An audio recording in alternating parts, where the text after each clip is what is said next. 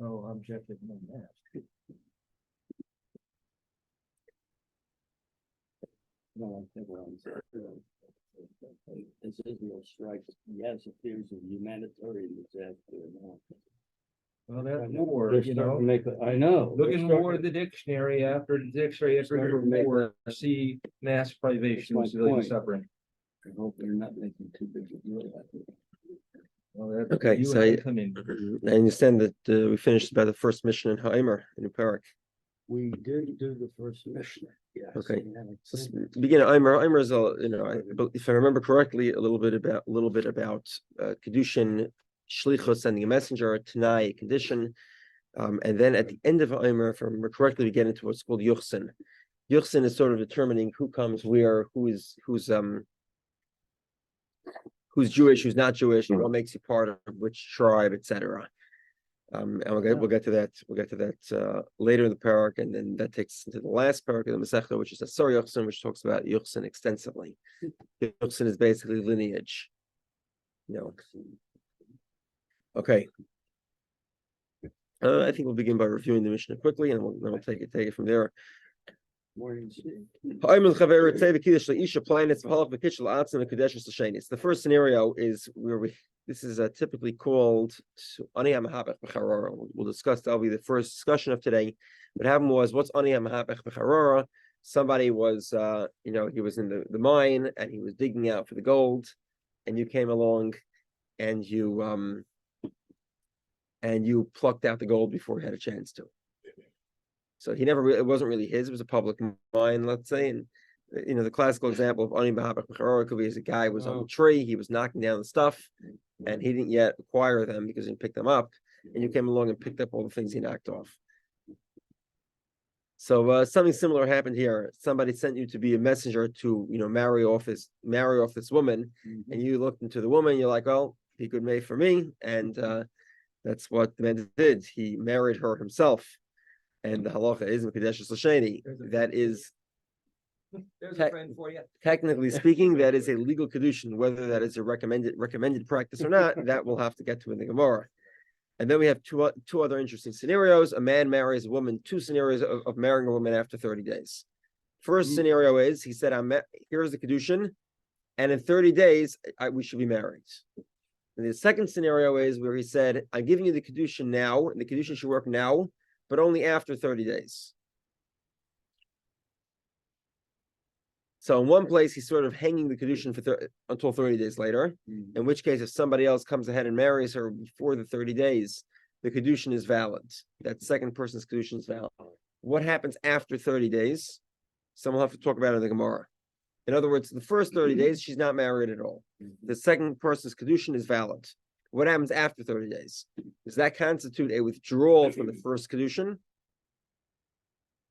And she's perpetually married, perpetually in Kiddushin to the second guy? Or do we say that no, after 30 days, she has Kiddushin to the first guy? Let's discuss that the Gemara. There's no way we're finishing it today, and we'll have to leave that hanging a little bit. Okay, and the second scenario is the opposite, where the Kiddushin started now for after 30 days.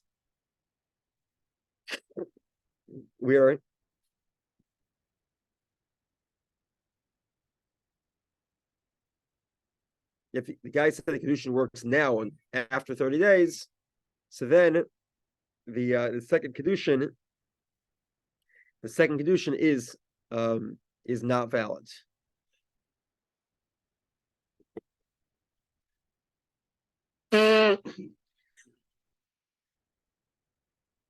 Okay, says the Gemara. The first scenario: the guy sent his friend to be a messenger, and what he know, he took the woman for himself.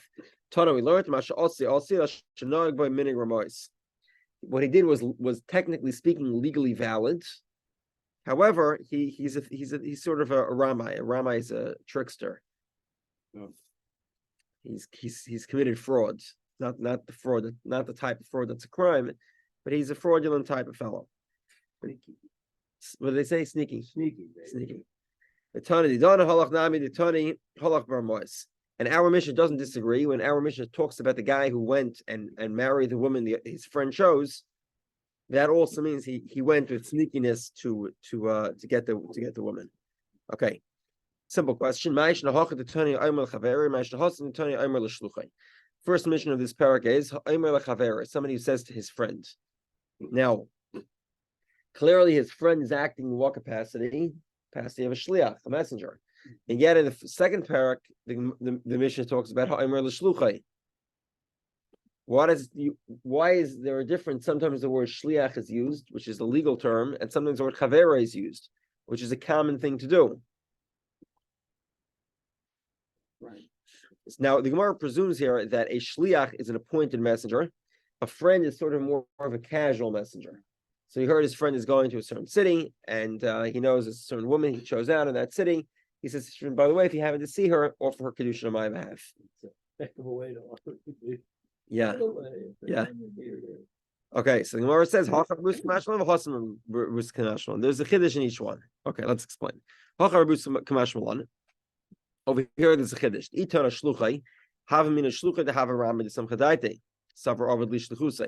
Okay, let's say our mission would have said, a shliach is an appointed messenger.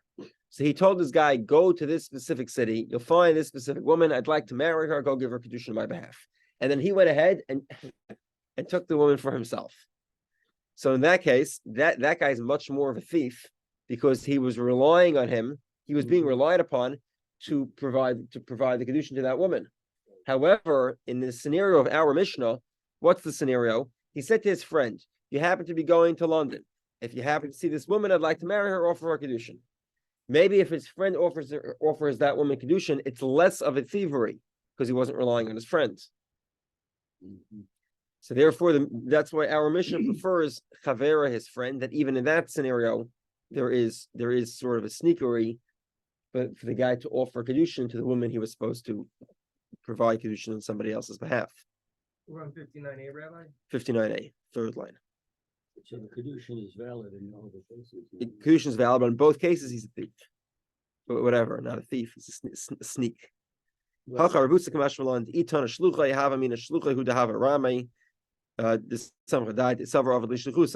messenger he was relying upon. That's why he's a ramai, a cheat. But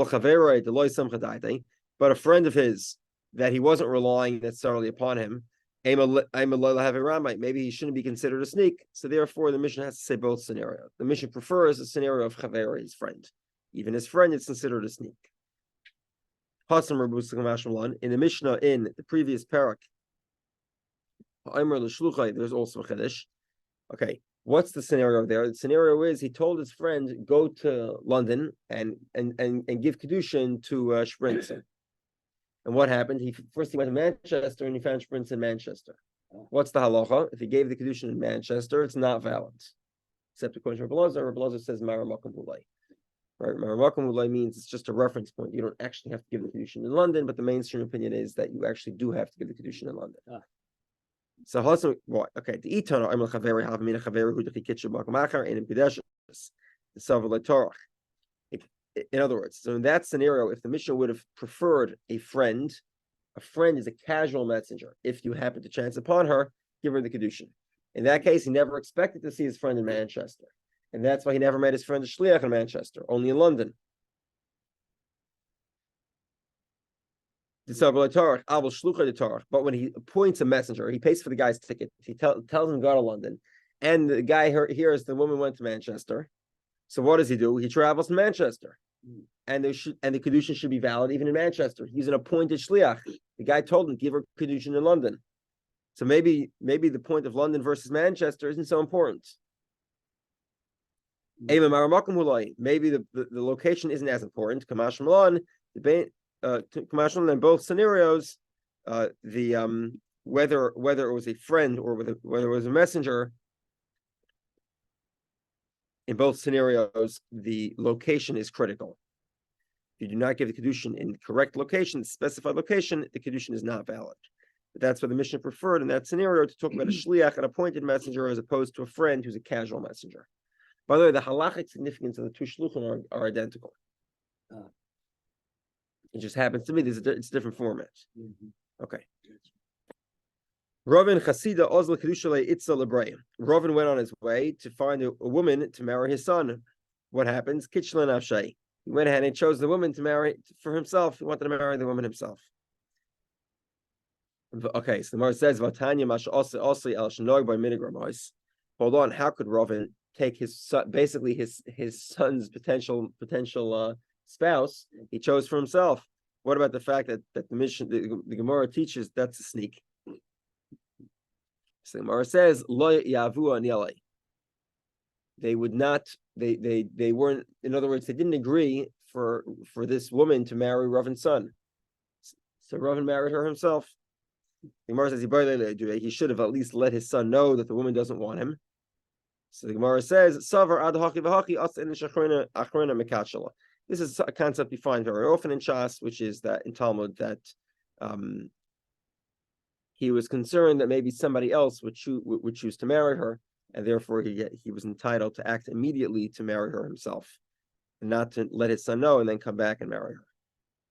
Rabba bar Rav Chana Yovle Zuze LeRav. So Rabbi Rechana gave money to Rav. Omar, he says, Zavna Nili L'hai Ara. So you have Rabba, gives money to Rav. Tells Rav, on my behalf, go purchase this property. What happens? Ozal Zavna L'nafshay. So Rav goes ahead, instead of buying it for Rabbi Rechana, Rav buys it for himself. Wow. So Gemara says, hold on, Vatanya Mash also Shnoi by minute Ramais. He's a sneak, a cheat. How was Rav able to buy the field? So Gemara says, Baga de Ilmi Havalei.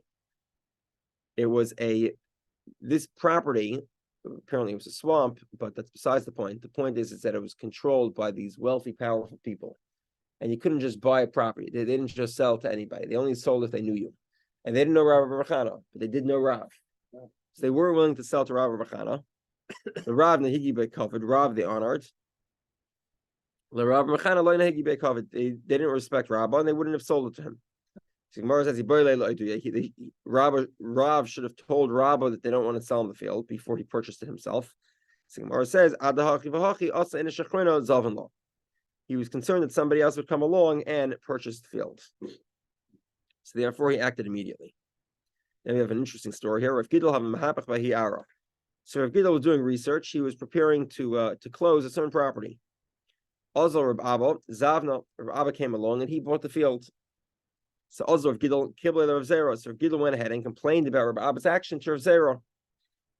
Also Rav Zera, Kibbutz Rav Yitzchak Nafcha. So Rav Zera went to Rav Yitzchak Nafcha. Rav Yitzchak Nafcha was the head of the Bezdin. And he complains to him and says, look, Reb Abba basically stole the field of Rav Gidl. Rav Gidl was going to be he was going to be the sole buyer. And then last minute, Rav Abba swooped in and purchased the property. So Amalei says, "Haptin achiyala etzlenu l'regel." Let's wait until Rabbi Abba comes to me on the holiday in Yom Tiv, and we'll discuss it with him. He saw like Ashichay. Once he came, he found him. Amalei, he says, Amalei, sir, Rav Yitzchak Nafcha asks Rabbi Abba. Rabbi Abba is the one who purchased the field. So Rav Yitzchak asks him, if a guy's flipping a pancake. It's literally what it means. But he was preparing to do a deal. He was preparing to knock fruit off a tree, but he didn't yet pick it up.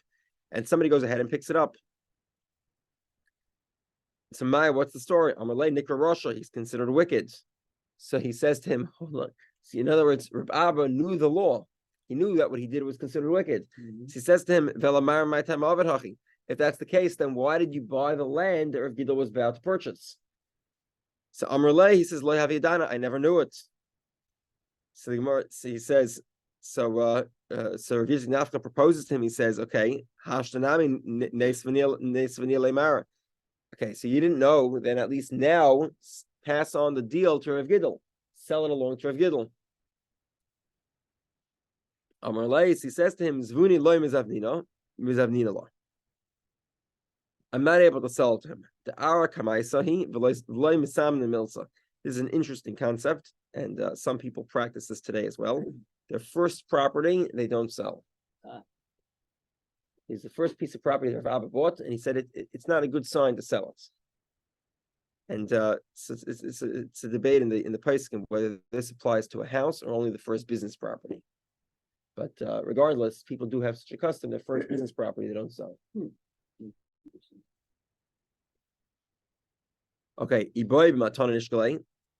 maybe you should give it to him as a gift, or Abba should give it to Rav Gidel as a gift. So the Gemara says, Rav Gidel would not accept a gift. Somebody who hates gifts will live. And Rav Gidel was in this category, he hated gifts. And therefore he would not accept a gift from Rav Abba. Okay, so the Gemara says we were stuck here. Rav Abba le'nachas lamashim dehabach bar Rav Gidel.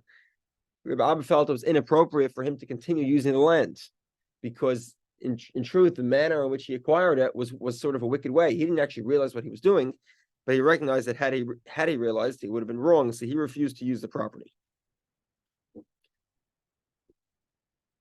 Now Rav Gidel wouldn't take the land because he wouldn't take a gift. Rav Gidel, so neither one of them would take the property. So what happens? All the rabbis would live there, and or they would farm the property and they would take it and keep it for themselves. Okay. And now we get into a little bit more of a bit of a complicated Gemara, which is going back to these two scenarios in the Mishnah.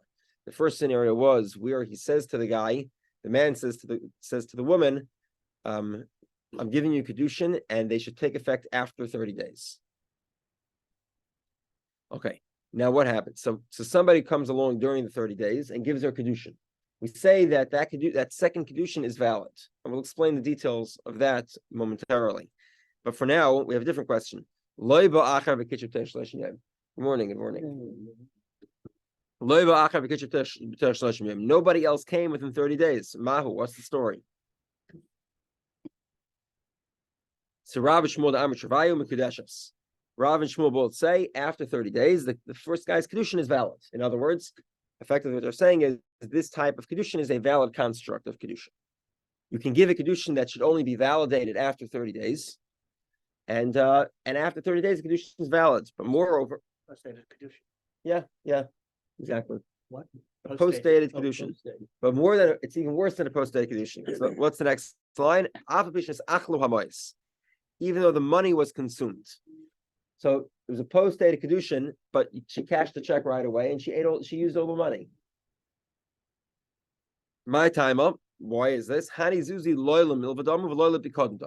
So let's jog our memory a little bit. I actually just missed the sugis. One of the more difficult sugis in Kiddushin. Rabbi Skonli taught it.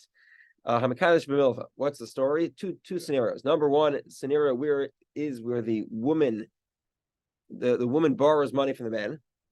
She spends the money, and the man says, "I would like to marry you with that money that you borrowed." The halacha is the Kiddushin is not valid. Let's say a similar situation was the man gave this woman, well, at that point it wasn't his wife yet, a barrel worth of grain to watch. She wasn't allowed to use it, and her dog came along, or a cat or a cow, and ate up half the barrel. What's the halacha? So she's liable for damages of half the barrel. But if he says that you're mekudeshes with whatever's left of the barrel, then as long as there's at least a shav of pruta, there's at least a nickel, quarter worth of grain in the barrel, the Kiddushin is valid. Okay. Now, in this scenario, you have neither case, right? The money is gone. There's nothing left of it. So the Gemara says, it's neither a loan nor an item being watched. The Bikadon Ladomo, it's not similar to a watched item.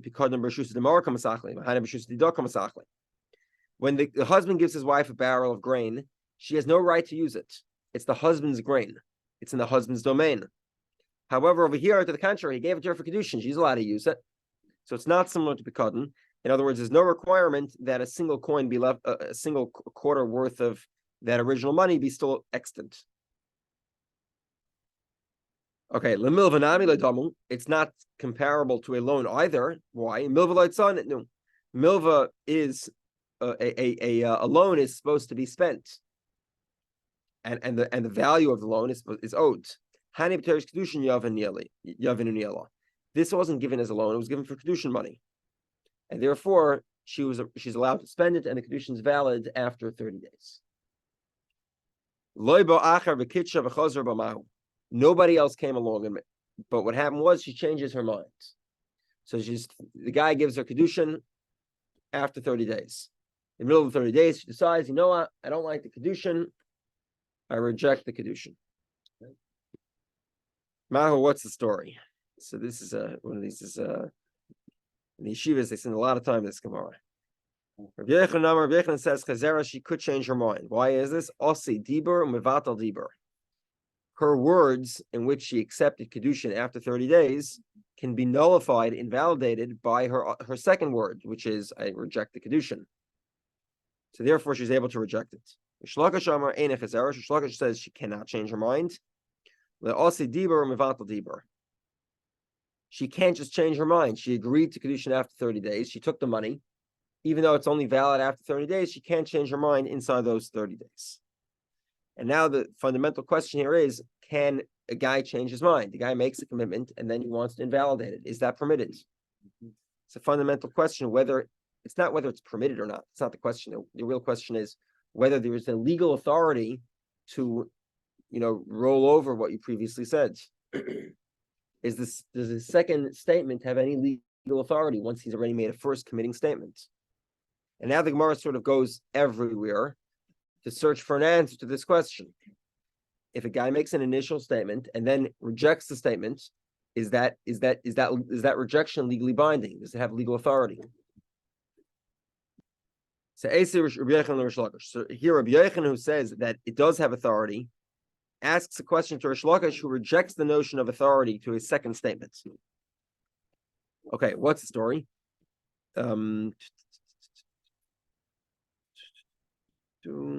Okay, so he appointed a messenger to take off truma. He had a field. He harvested his grain. It was sitting in a pile in the silo, and he wants to take off truma. But so he appoints a messenger, go to my silo, drain out whatever you need for the truma and give it to the kohen. Then he says, you know what? I actually don't want the guy to do that. Bittul. He rejects the appointed messenger again. So what happened here? He appointed a messenger, and now he wants to reject it. So if the messenger did not yet take off truma, bittul, he nullified the appointment of the messenger. Ain't truma truma. The truma is not valid, i.e., there is legal authority for you to withdraw the authorization of the messenger, which is contrary to what you initially said. Initially, you appointed the messenger. You vested authority within the messenger. Now you want to pull back that authority. Who said you're able to do that? Simara says, now, in this Mishnah, in this Bryce, it's clear that you do have that authority. Over here, we see in this brisa, it's a brisa. No, it's Mishnah. In this Mishnah, we clearly see that there is authority for you to change your mind. So the Gemara says, "Shining is seen as ma'aseh ishu dechimaisa damo." But also dibur mevatel ma'isa. So the Gemara says, "You're right. The truth of the matter is, Rish Lakish actually agrees that one statement can invalidate a previously made statement." In other words, you appoint the messenger, that's the first statement, and then you nullify the messenger. That's the second statement, and that's valid. And Rish Lakish agrees to that. The question sort of is, where do you draw the line? What's considered an action and what's considered a statement? Rish Lakish says over here, what's the statement? The statement is that she accepted Kiddushin. What exactly is the statement? That accepting Kiddushin is not a statement, it's an action. The husband makes a statement, I'm giving you Kiddushin after 30 days. The woman accepts. Is that accepting? Do we look at that as if it's a verbal statement? In other words, she's accepting the verbal statement of the husband, or do we say no? It's an action of accepting the money, accepting the Kiddushin. So Rish Lakish holds it's an action, and therefore he says a verbal statement, in other words, rejecting the Kiddushin, can't nullify the action of accepting the Kiddushin. So the nafkamina should need a get. Correct.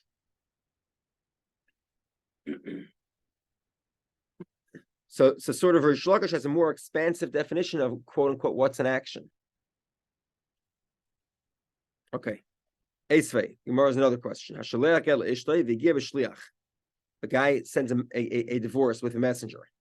and the divorce reaches her.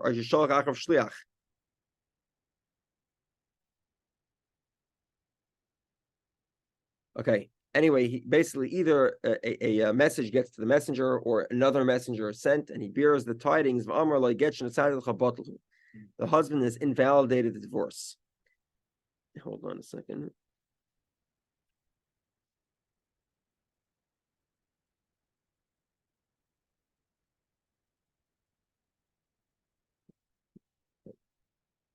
We'll get to it in a minute. Okay. Hareza bottle. So he invalidates the divorce. Hareza bottle. The halacha is the divorce is invalidated. The Gemara says, hold on. V'hanesinas I get yachshleat. V'hanesinas ma'aseh yad ishudami yiktani hareza bottle. Over here, there was an action. He gave the divorce to the messenger, and yet his verbal statement of invalidating divorce is sufficient to actually invalidate. It's legally valid as a statement to invalidate the divorce. 1 second. Why is giving the divorce to the messenger different than giving the money to the woman? It's the same action. Why do we consider one to be a statement and one to be an action? So the Gemara says, no, there's a difference. There's a difference because giving money to the woman validates the Kiddushin. We have an action of Kiddushin. We've completed whatever action was necessary to give the Kiddushin. Whereas giving a divorce to a messenger is not an act of divorce. The divorce is not completed until the messenger gives the divorce to the woman. Because the divorce isn't complete yet, we consider it a statement and not an action. Okay. Previously, didn't the messenger got? Oh, it was her messenger doing it. Right. If it was her messenger, then you're right. That he does not have the authority to change his mind. Okay. So now it's Rish Lakish's turn to ask questions to Rabbi Yochanan.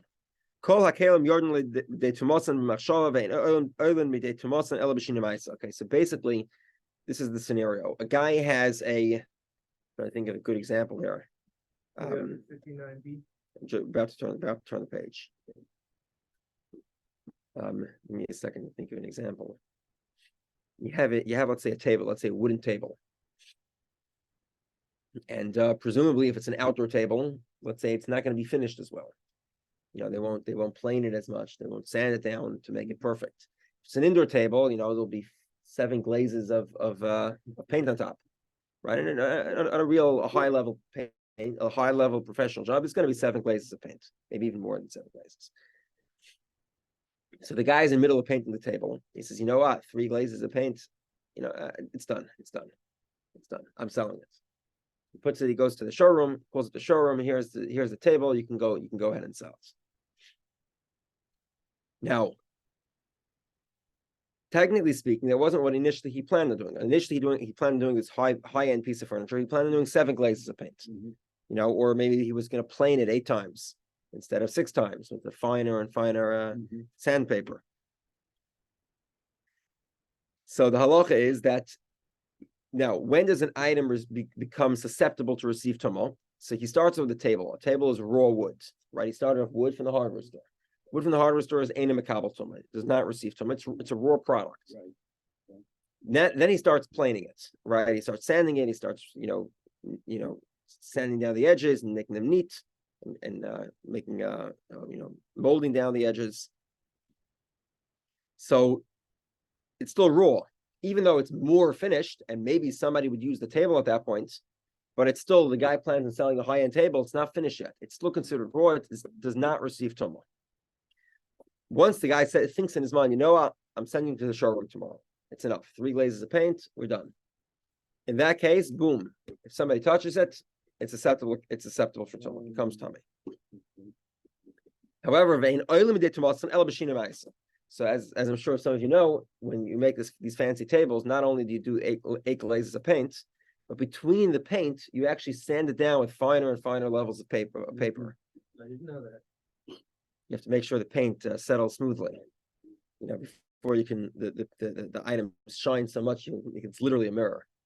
So let's say he decides to send to the showroom. Then he says, you know what, 3 glazes of paint. We'll do the extras 4 glazes. So he takes out his sandpaper and he starts sanding down the paint again. making sure it's neat. That's a ma'isa, that's an action. And now all of a sudden, it doesn't receive tumah anymore. Now, the first thing was he changed something in his head, right? He thought about sending it to the showroom. It's makabel tumah. In order to change that, the thought alone does not suffice. He actually has to do an action. Pull out the sandpaper, start sanding it. That's an action. Okay. It wouldn't negate the tumah that it was already received as well. Yeah, but turning into a raw item, and then the tumah that it received does not disappears. Does not disappear. It does. It does. Oh, it does disappear. I'm sorry. 1 second. Hold on. I take it back. Hold on. 1 second. No, sorry. Once considered finished, sanding will not remove the tumah. Okay, now the critical line is this one, top of the Testament base. Maisa, an action, maitzim de maisa umiyad machshava. Okay, so in other words, let's say he was making this fancy table, and in the middle of doing the table, he decides, you know what, we're putting on these foldable legs, we're selling it as an outdoor table. So he puts on the foldable legs, sends it to the thrift shop, and sells it as a cheap table.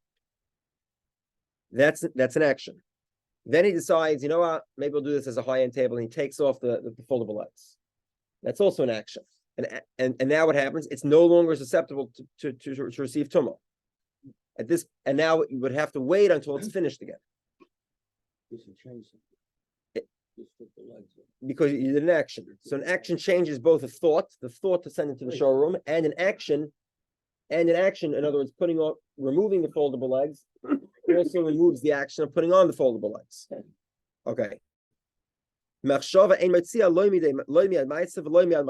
a thought, the guy thinks to send it to the showroom, is already in a quasi-finished state. That is valid. But now when he changes his mind, that is not sufficient to change the status of the vessel, of the table. What do we see from here? We see Rish Lakish's opinion. The guy has the thought, he can't change it. He needs an action to change it.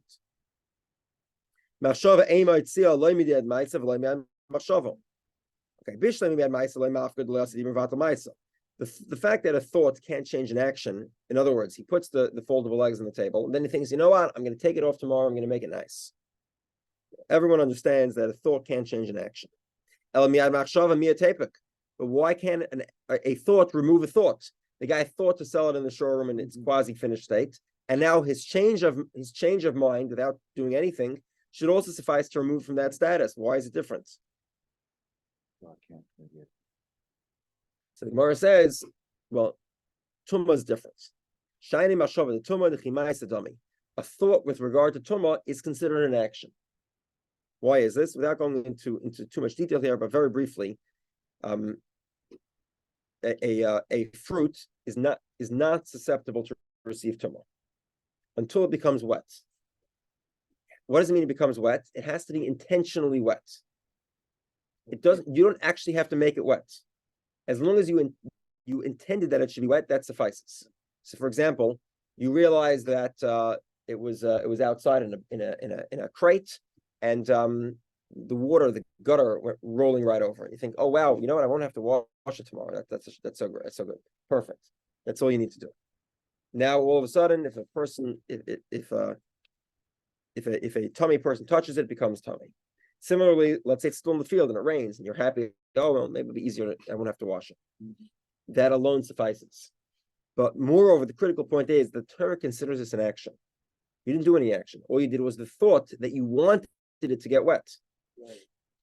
And the Torah says that's the equivalent of gittin, of placing it into water, or placing water on it. So therefore, similarly with regard to thinking that the quasi-finished table is actually finished, that's considered an action of finishing it. And that's why it's not a question on Rabbi Yehudah. Okay, ksiv ki yitin mikarina chiyutin. Okay, it's like yitin dumya de chiyitin. Ma yitin de nichale, af yitin de nichale. It says yitin to put. The chiyutin means it was there. It was already placed. Basically, if it was already placed with intention, that's considered as if you placed it. I.e., if it rains and you're happy with the fact that it rained on your fruit, the fruit obviously that was disconnected from the tree. So that's considered as if you place your fruit in the water. It's considered the same level of action. Okay. Okay, so this entire Gemara we had on a different concept.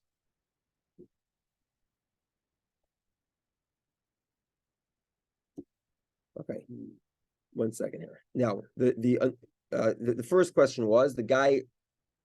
Until now, the Gemara was referring to a scenario where the guy says to the gal, "Kiddushin after 30 days," and then what happens?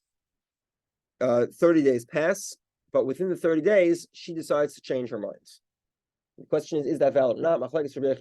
Now we changed the version of the Gemara ever so slightly. Okay, what are we talking about as follows? She approves a messenger to find her a suitable bachelor to marry. But she obviously wasn't giving up the search herself, and she found somebody suitable as well, and she took Kiddushin. If her Kiddushin came first, her Kiddushin is valid. But if the messenger's Kiddushin came first, in Kiddushin, her Kiddushin is not valid. Okay, so in this scenario, she decides, you know what? Actually, I don't want this guy choosing a partner for me. I'd like to choose the partner myself. What's the story? Rabbi Yochanan says Chezeres, she could change her mind. Rish Lakish Amar Eine Chezeres, she can change her mind.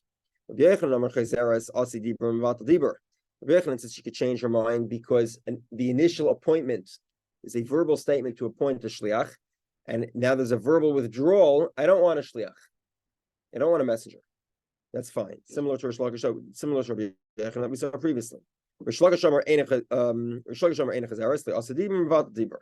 Rish Lakish says she can't change her mind because once she's given the authority to somebody else to receive Kiddushin on her behalf, she can't remove that authority. Rabbi Yochanan asked a question to Rish Lakish very similar to the previous Gemara. Bittul, he appoints a messenger to remove truma, and then he wants to invalidate the messenger. So if the guy invalidates the messenger before the truma was taken off, was separated, so then the guy can't separate truma. Clearly we see that the guy does have the authority to withdraw his authorization from the messenger. So Rava says, okay, what happened was, in this scenario, what actually happened was the owner took off truma before the shliach had an opportunity to take off truma. So at this point, the shliach can't do it. It's not because the authority was withdrawn. Once truma is removed, you can't take it off twice. So therefore, the messenger can't take off truma again because truma was already removed. Rish Lakish had a question to Rabbi Yochanan, similar to the Gemara previously. Basically, the vessels you can think them into becoming tumah, but you can't remove them from tumah with a thought alone. You have to actually have an action. Okay. And the reason is because an action can remove a vessel from a previous action or a thought. In other words, if you had foldable legs and you remove the legs, that's an action from a previous action, and now it's no longer susceptible for tumah. Or alternatively, if you thought to send it to the showroom, and then you go ahead and do an action on the table to prepare for a higher level of craftsmanship, so that action removes the previous thought. However, machshava, but a thought cannot remove either from an action or from another thought. A thought or a word cannot undo an action. But it should have the authority. A thought should be able to remove it from a previous thought. In other words, one thought should be able to remove the previous thought, and if he thought to send it to the showroom, he could also think to not send it to the showroom. Why is that not valid? So Gemara says, no, the thought of tumah is like a mice, it's like an action. The thought to send it to the showroom is as if he brought it to the showroom. It's considered an action. The thought not to send it to a showroom is just a thought, and therefore it cannot undo an action. And what's the source of this? Because Rav Papa had this question. This is Gemara we saw previously. Siv Kiyitin, Karina Kiyutan, It says you have to place, and it's read as, and it has to have been placed. In other words, no action required. In other words, if he consents or if he wants the water to be on his fruits, that's as if he placed his fruits in the water. So the thought is considered an action. Sort of similar to Pigel with the Kohen too. Like if Kohen has a thought, Pigel is unique because in Pigel, the Torah gives thought. significance to thoughts. yeah. Whereas over here, the thought is like an action. Okay. Okay. Asa Rabbi Yechon or Shlokish. So Rabbi Yechon asked a question to Rish Lakish. This is one of those that we saw previously. The guy sends a divorce to his wife, and then he goes and invalidates the divorce. This is a very strong question of Rish Lakish, and it remains a solid question. The halacha follows the opinion of Rabbi Yechanan that a statement can invalidate another statement.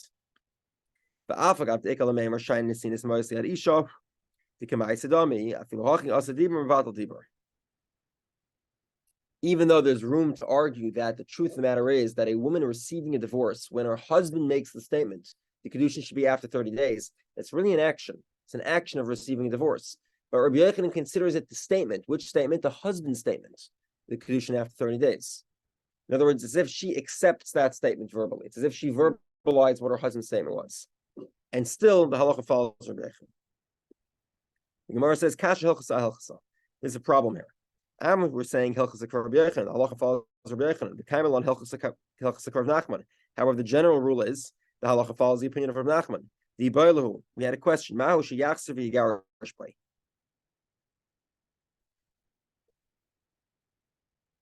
Okay, so in this scenario where what happened was he sent a messenger to give a divorce, and then he invalidates the messenger. The Gemara says, can he still use the same divorce to divorce his wife again? And the Gemara, so the Gemara wants to know what's the story. So Nachman says chayzer megarish by. Rav Sheshes Amar ein chayzer megarish by. Rav Nachman says you can divorce again. Hold on, the Kaimel and Hilchos said Rav Nachman, and the halacha follows Rav Nachman. The question is, hold on, if he invalidated the divorce, how could he change that invalidation? It's already invalidated. He invalidated the divorce. How can he use it again? So the Gemara says, no. He didn't actually invalidate the divorce. In this scenario, he did not invalidate the divorce. He invalidated the messenger, not the document. And therefore, the document is still valid. And according to Rav Nachman, the document can be recycled. The husband can reuse the document again. And that's why there's no contradiction between Rav Nachman and Rabbi Yechanan. In other words, Rabbi Yechanan says you can engage in a thought, in a statement. By the way, divorce until it's given is considered a statement. Once you validate the divorce by giving it to the woman, that's when it's an action. So divorce is a statement. You can invalidate either the divorce or the messenger, and everyone agrees. But if you invalidate the messenger, you can reuse the divorce. Does that make sense? Yeah. Okay. We continue along very similar lines tomorrow. Yeah, however, is not an easy parak. Good comeback. And the next parak has a lot of easier Agadi Gemara and then some difficult Gemara as well. Okay. Have a great day. You remember Eric, of course.